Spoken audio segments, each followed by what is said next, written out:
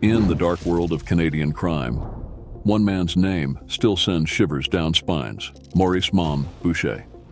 This isn't just another tale of a criminal. It's the saga of a high school dropout who clawed his way from the gutters of poverty to become North America's most feared biker. When you hear the name Maurice Boucher, the words violent and ruthless might come to mind. As a full-patch member of the notorious Hells Angels motorcycle club, Boucher became one of Canada's most dangerous criminals. But what twisted alchemy transformed the street tough into the architect of a $100 million criminal empire?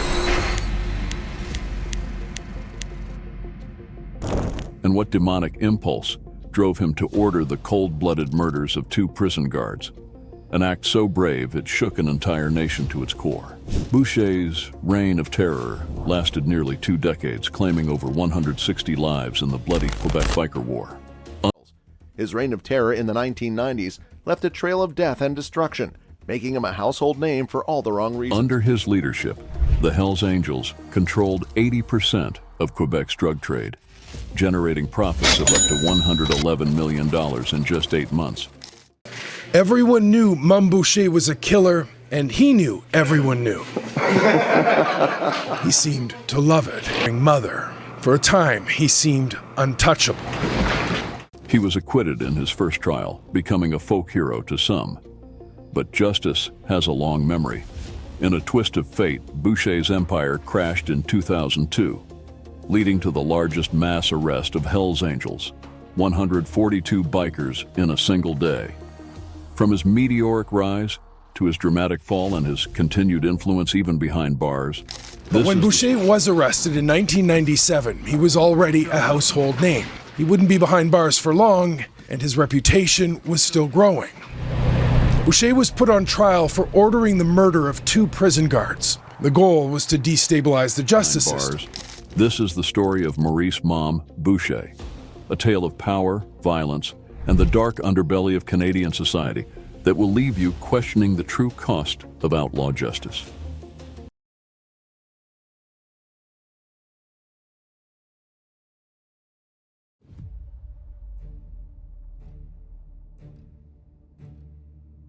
Maurice Boucher was born into poverty.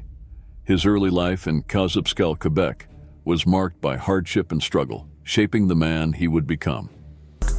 Maurice Boucher was raised in poverty along with his 7 siblings. He dropped out of school in grade 9 and started working odd jobs.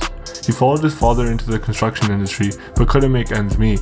Growing up in the rough Hochelaga Maisonneuve borough of Montreal, young Boucher learned early on that survival often meant embracing life outside the law. By his teens, Boucher was already a familiar face to local law enforcement. Boucher also developed a drug habit and used drugs like hashish, LSD, and cocaine. In order to feed his drug habit, Boucher resorted to petty crimes. His first major conviction came in 1974, when he was sentenced to 40 months in prison for armed robbery, a stint that would prove to be a turning point in his criminal career. He was first arrested in 1974 on charges of multiple break-ins, and in 1975, he was sentenced to 40 months in prison for robbing $138 from a convenience store owner. Rather than serving as a deterrent, this time behind bars only hardened Boucher's resolve and introduced him to a network of criminals who would later become valuable allies in his rise to power. The early 1980s saw Boucher join a white supremacist motorcycle gang named the SS. It was here that he first displayed the charisma and leadership abilities that would define his later career, catching the attention of both his fellow criminals and law enforcement. Commander André Bouchard of the Montreal Police, who first encountered Boucher during this period, described him as muscle and a crazy fucker, a man often stoned but always ready for violence. In 1986, Boucher made a pivotal move by joining the Hells Angels motorcycle club in Montreal. His ascent within the organization was meteoric, reflecting both his ambition and his willingness to do whatever it took to climb the ranks. By May 1st, 1987, he had become a full-patch member, an achievement rumored to have been earned through the murder of Martin Hunold, a leader of the rival Death Riders gang. And Maurice Boucher earned a full patch from the Hells Angels in May 1987, just hours after the murder of a rival biker. Later that year, Michael, the national president of the Canadian Hells Angels, fled Canada to Morocco. He had a warrant against him in connection with the Lennoxville massacre. Boucher's rise coincided with the Hells Angels' expansion into the lucrative drug trade. His business acumen and ruthless tactics quickly established him as a key player in the organization's criminal enterprises. The sudden arrest meant that there was a gap in the Hells Angels leadership, and Boucher filled that gap, becoming president of the Montreal South chapter by the end of 1987. Boucher, along with a man named Walter, started to repair the damaged image of the Hells Angels after the Lennoxville massacre. They met with small biker gangs and offered them Hells Angels memberships. By the early 1990s, Boucher was considered one of the most powerful bikers in Quebec, with his fingers in everything from cocaine trafficking to loan sharking. 1994 marked a turning point in Boucher's career and in the criminal landscape of Quebec. Following the arrest of his former friend Salvatore Cazzetta, Boucher saw an opportunity to consolidate power. He made a bold move to establish a Hells Angels monopoly over street-level drug dealing in Montreal and beyond, a decision that would ignite the bloody Quebec biker war and cement Boucher's reputation as a force to be reckoned with in the Canadian underworld.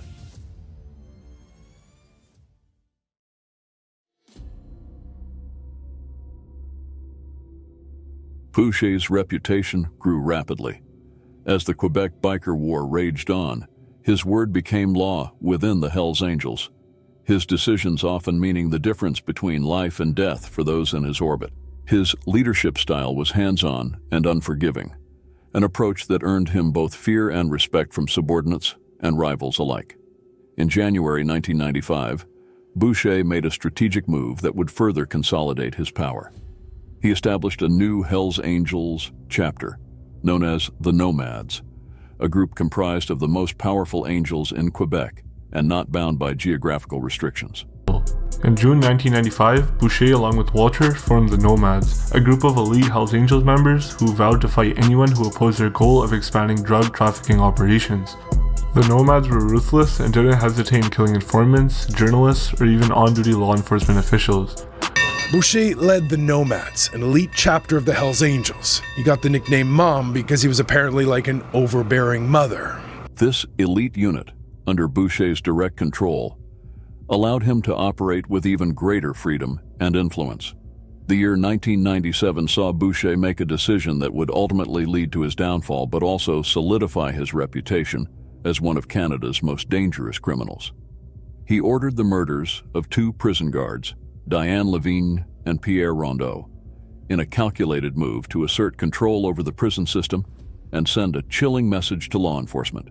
This shocking act of violence sent shockwaves through Quebec's justice system and society at large, demonstrating the reach of Boucher's power and his willingness to target even those tasked with maintaining law and order. Despite the increased scrutiny from law enforcement that followed these high-profile murders, Boucher continued to operate with seeming impunity. He walked a dangerous tightrope, balancing the expansion of his criminal empire with the need to evade the authorities. His influence extended far beyond the streets, reaching into the prison system where he maintained a network of loyal followers. During this period, Boucher's power within the Hells Angels reached its zenith. He was not just the leader of the Montreal chapter, but a significant figure in the organization's international hierarchy. His ability to generate massive profits through drug trafficking and other illicit activities made him invaluable to the Hells Angels' global operations. However, as Boucher's power grew, so did the efforts to bring him down, with law enforcement agencies building cases, gathering evidence, and turning members of his organization against him. The warrior's path Boucher had chosen was leading him towards an inevitable confrontation with justice, a reckoning that would shake the foundations of organized crime in Canada and forever change the landscape of the outlaw biker world.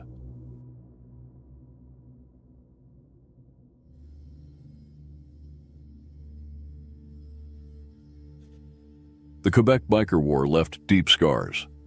The conflict, which raged from 1994 to 2002, with Boucher at its center, claimed over 160 lives and exposed the brutal reality of outlaw biker culture to a shocked public.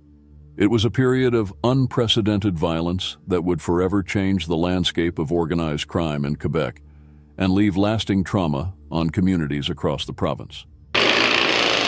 Quebec's biker war raged for 8 years. More than 160 people were killed, and it made the man at the middle of it infamous. One of the most tragic incidents of the war occurred on August 9, 1995, forever etching the human cost of this conflict into the public consciousness.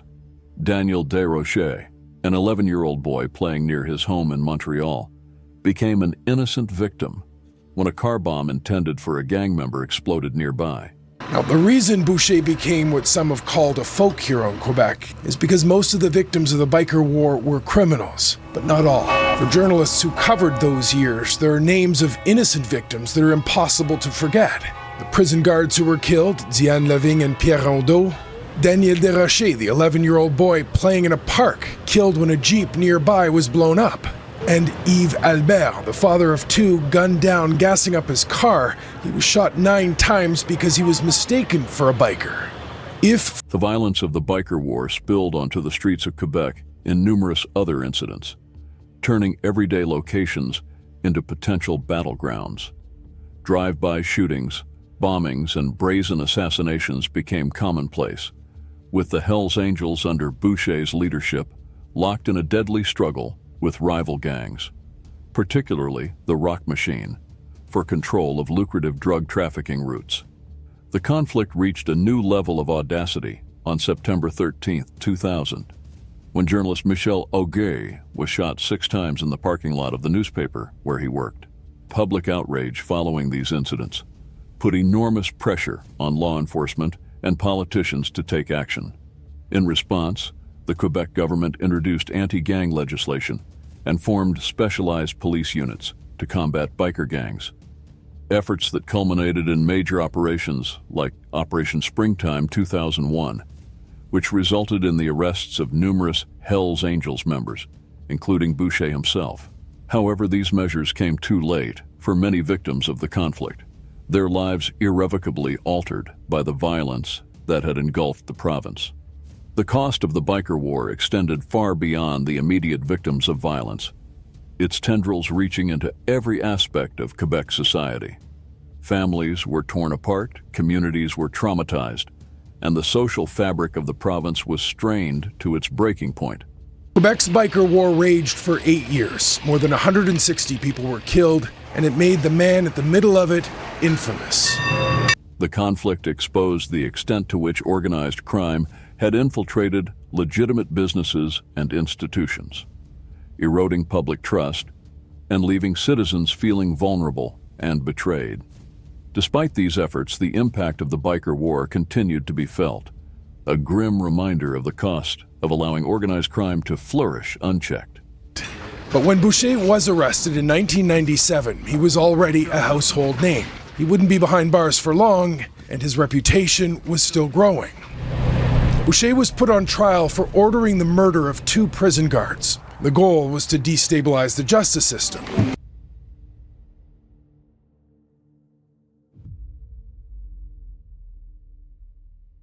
Boucher's reign began to crumble. The year 2002 marked the beginning of the end of his rule over Quebec's underworld, as years of investigation finally bore fruit. He won the first round. The jury in Boucher's original trial found him not guilty. The laughing wouldn't last.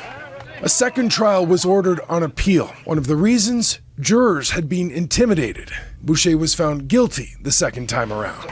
On May 6th, after a highly publicized trial that laid bare the inner workings of the Hells Angels, Boucher was found guilty of first-degree murder for ordering the killings of the 2 prison guards in 1997.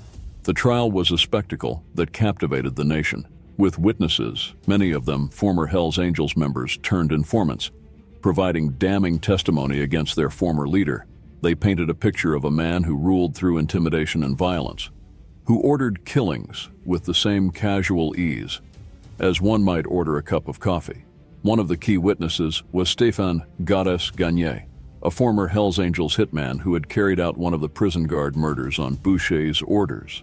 His testimony proving crucial indirectly connecting Boucher to the killings. The sentence handed down was severe: life imprisonment with no possibility of parole for at least 25 years. It was a stunning fall for a man who had once seemed untouchable, a kingpin whose word was law on the streets of Montreal. If for a time Boucher lived a life that seemed to be above the law, it didn't last. He spent his final 2 decades locked up. What did last is the pain he caused. As he was led away from the courtroom, Boucher maintained the stoic demeanor that had become his trademark, showing no emotion as his fate was sealed and his empire began to crumble around him. But even behind bars, Boucher's influence lingered. He was initially incarcerated at the Special Handling Unit of the Saint-Anne-des-Plaines Institution, a super maximum security facility designed to house Canada's most dangerous criminals. There, he was kept in near total isolation, with minimal contact with other inmates, a far cry from the power and freedom he had once enjoyed. Despite these restrictions, rumors persisted that Boucher was still pulling strings from inside the prison walls. His name continued to carry weight in criminal circles, and law enforcement remained vigilant for any signs that he was directing Hell's Angels operations from his cell. The conviction of Boucher was a significant victory for law enforcement, but it did not spell the end of the Hell's Angels in Quebec or Canada. The organization Boucher had helped build had become too entrenched, too profitable to simply disappear with the imprisonment of one man, even one as influential as Mom Boucher. His fall from grace marked the end of an era, but the criminal landscape he had shaped would continue to evolve, presenting new challenges for law enforcement and society as a whole.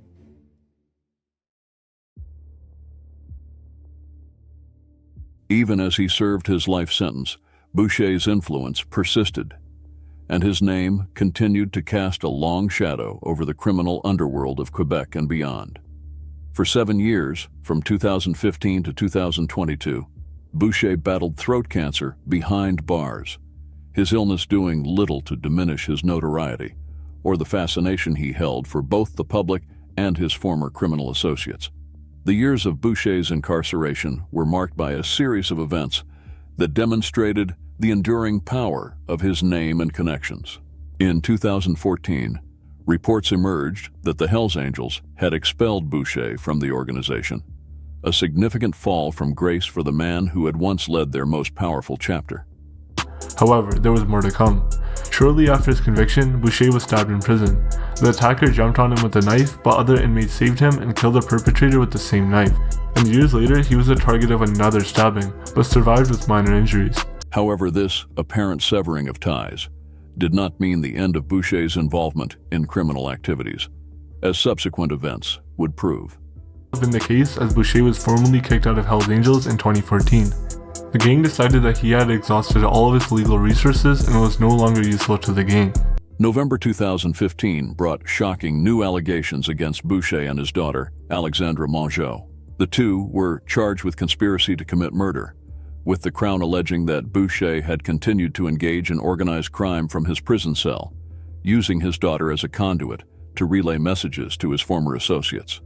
The plot allegedly involved a plan to kill Renaud Desjardins, a close associate of the mafiosi Vito Rizzuto, revealing the complex web of alliances and enmities that continued to define Montreal's criminal landscape even years after Boucher's imprisonment.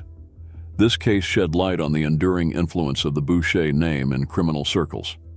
Evidence presented in court revealed that Alexandra Mongeau had been collecting a cut of between $100,000 to $160,000 every week from drug dealers in the Hochelaga Maisonneuve neighborhood between 2011 to 2015, a clear demonstration that the Boucher brand still carried significant weight in the underworld. Hey, c'est quoi? C'est René Lévesque. Non, l'autre.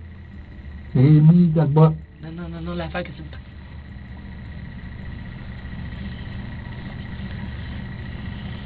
Pour lui. Ah! C'est l'affaire des mafias, le Rénal. OK. Les banques. Hein? Hein? Les banques. Les banques. Pas Raymond.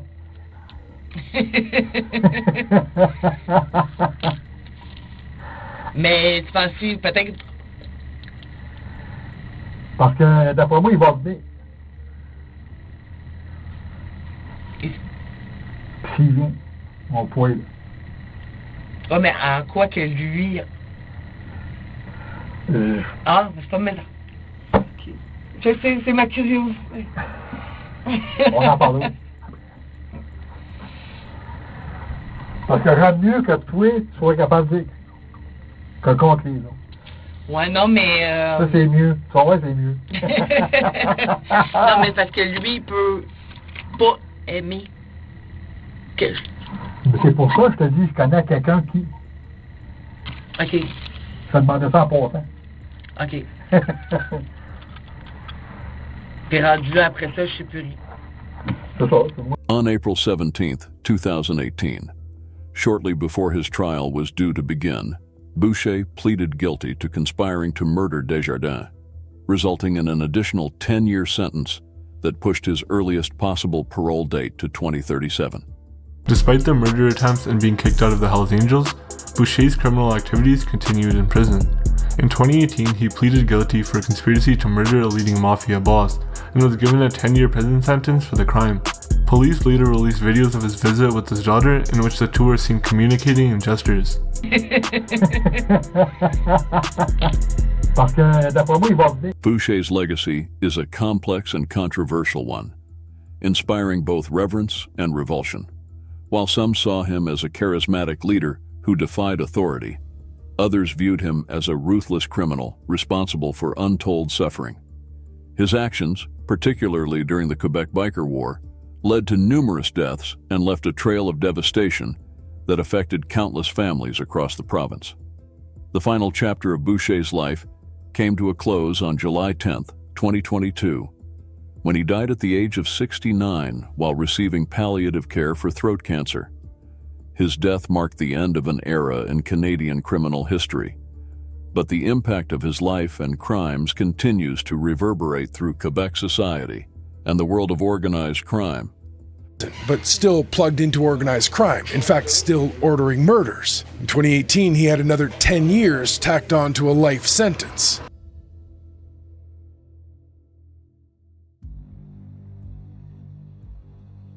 Boucher's story came to an end. His death on July 10, 2022, at the age of 69, marked the final chapter in the life of one of Canada's most notorious criminals. Even as he spent his last days receiving palliative care for throat cancer, the legend of Mom, Boucher, continued to cast a long shadow over the criminal underworld he once dominated. Boucher's influence on the Hells Angels and the broader criminal landscape of Quebec cannot be overstated.